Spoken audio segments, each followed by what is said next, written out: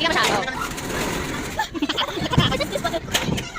So, bago umalis si Mahal, Grand Central muna kami, nag-playtime muna yung mga bata, tapos kain ulit sa Grand Central.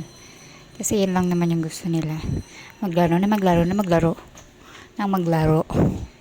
Kasi, kapag school na, hindi na masyado makakapaglaro. Busy na ulit weekdays. Tapos weekend, fisherman lang. Ganun lang, hindi na makakalayo. Kaya, nagkaroon ulit ng time.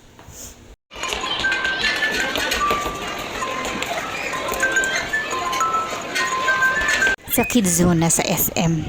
SM pala to. Hindi pala to Grand Central. Ay, hindi. Grand Central to. Ano ba to? Ay, tama. Kids Zone SM, San Lazaro. Nakalimutan ko na. Ayan, naguluhan na ako sa mga lugar. Hindi ko alam kung siguro pagsama ko lang yung mga video or pictures kasi merong Grand Central doon. Tapos yung SM Kids Zone na naman yun. San Lazaro naman yun. Ay, basta. Okay lang yan. Basta makaalis at hindi yung nasa bahay lang. Ayan, gustong gusto nila yung noodles dyan. Kinain nila yung sa akin. Tapos yung kanila, hindi rin naman nila masyadong naubos. Ito, Jerry's Grill naman to. Kumain kami sa Jerry's Grill.